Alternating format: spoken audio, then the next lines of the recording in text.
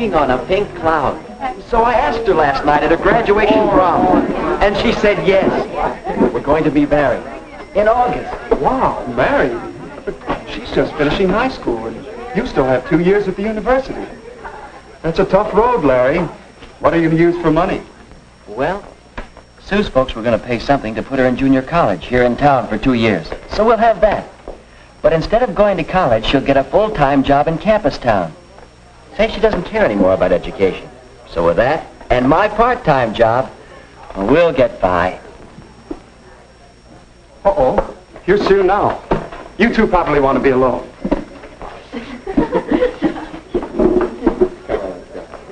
Sue, honey. Oh, Larry. Well, what's the matter? It's the folks. We had a terrible scene. I couldn't sleep a wink. They don't approve. They say I'm too young. They want me to finish 2 more years of schooling before I even get engaged. Oh, Larry. Oh, buck up, sweetheart. They can't stop me. Relax. And act normal till after your graduation next week. Then I can borrow Phil's car. Down to Greenville. There's a justice of the peace down there. We'll elope, honey. But, Larry, I wanted a church wedding. And all the parties and showers for me, too. And my folks, that would break Mom's heart. Well, we're the ones that are getting married, not your folks. I don't know, Larry. I read somewhere that a marriage without parents' approval has 2 strikes on it from the start. But if eloping's the only way... No, maybe it isn't. Maybe you could convince your folks that you should get married. But how, Larry? How? Say, I'll bet we could get some advice from the marriage counselor over at the church. His name is Hall. Phil told me about him. He teaches a course in marriage and family living at the college. Do you think he could help me with my folks? Well, it's worth a try, isn't it?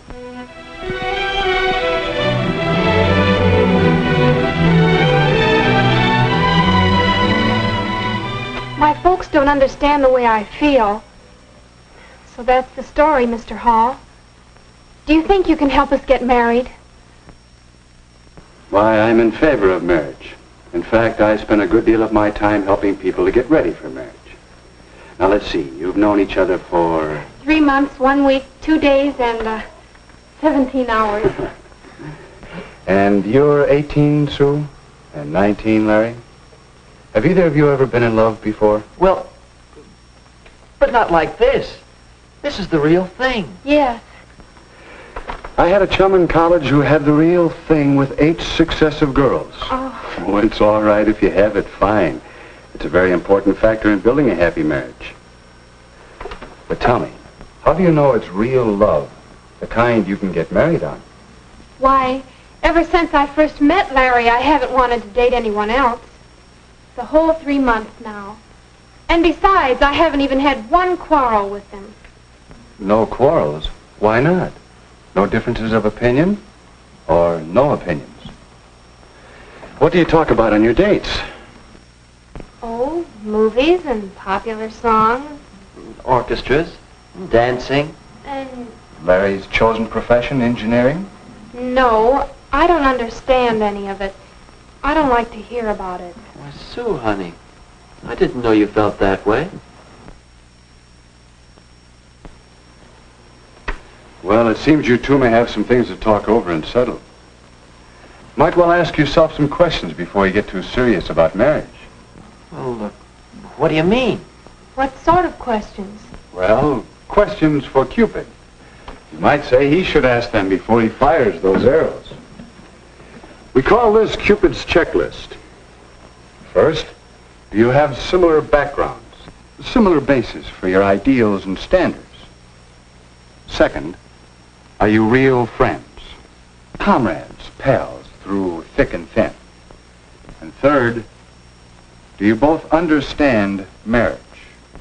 Oh, not the kind in most movies or most popular songs, but the real everyday kind of marriage, between real people. Do you understand it? Well, golly, Mr. Hall, I don't know the answers to all those questions. I just know that I'm in love with Sue. Is that bad? No, that's good. Sure. And it's good when you recognize that you don't know the answers. It's a good sign. I don't know. I think we're friends. And maybe we can understand marriage, but backgrounds, how do they affect getting married? Well, come over here a minute. Perhaps I can show you what I mean. What's that? I call it a marriage development board. It represents the psychological distance between a husband and a wife from the time they are born until they die. But what does it all mean? Well, let's set it up for you and Sue. When you are born, you inherit a great many differences from your parents. That's part of your background. That makes sense, all right. Now, as you grow up, you each develop separate and unique personalities. Your mental growth, your emotional outlook,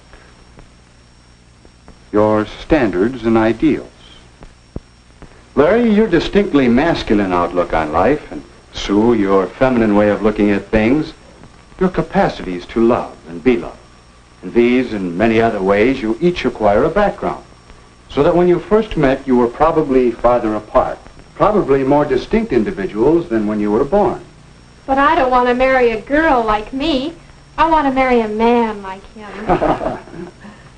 So even though we're close together here, we don't know how far apart we are there. That's right. When you two met, there was probably an early physical reaction, a romantic attraction that pulled you together, a love appeal that hit you sort of boing. How did you know? Well, it happened to me. It happens in some degree to most couples who become happily married. But it takes more than this boing. For you see, if you're too far apart psychologically, if your backgrounds are not similar enough, it can cause a great deal of argument and unhappiness until... It's gone. Where'd it go? That's what you'll be saying about your romantic love if these other things cause a breakup. No, sir. This is forever with Larry and me. Fine, I hope so. But don't you think it's wise to take time to find out how much strain these differences might put on your romantic love? But there isn't any time. Larry's going away in a couple of months. Yes. Did you two ever see these figures on length of engagement and how it relates to chances for happiness in marriage? No. Two separate studies showed the chance for happiness improves with a longer engagement period. It's fair for 6 months, better for a year or 2 years. Is that because there's a better chance to find out some of these differences and become real friends? Yes, a chance to find out if your relationship will wear well. Yes, but can't we settle these differences after we're married? And if you aren't successful, before you become too deeply involved, find out if the distance might turn out to be too great. Here's another angle that should interest you both. How age when married affects the chance for happiness. You can see that the chances are better after the man reaches 21 or so.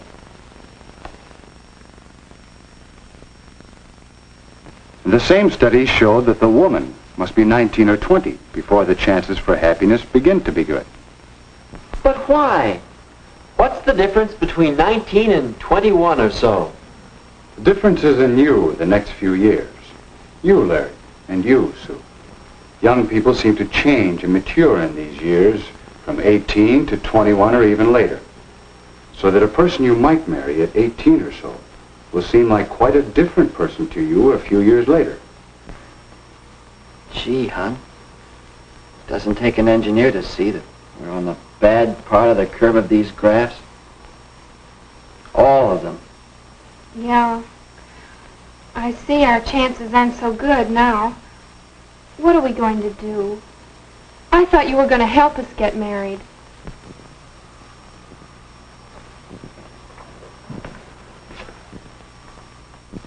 I believe I can.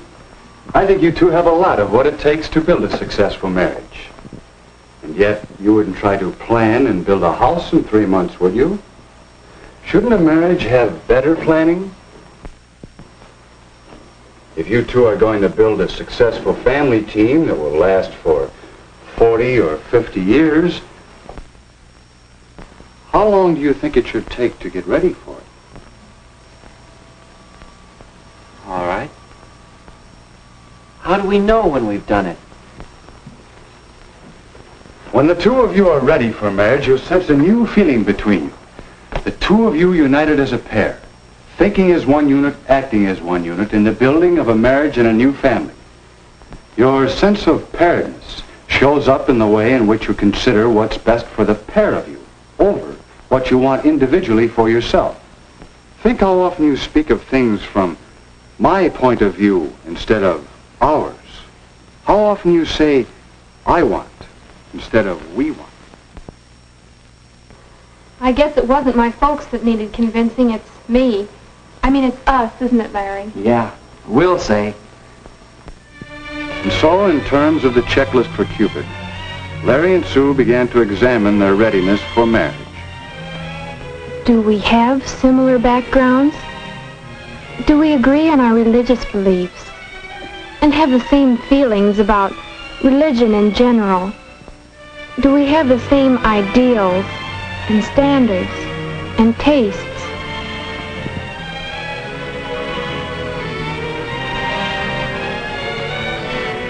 Do we enjoy the same friends? Do we share the same interests? And what about Sue and me? Are we real friends? Do we have a real happiness in being together? Talking? Or just doing nothing together? Does each of us really want to make the other one happy?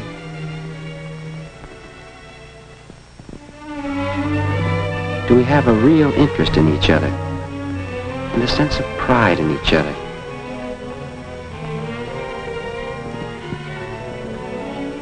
Do we know each other's peculiarities? Do we both have a spirit of give and take? Can we quarrel and come out of it with something better than before?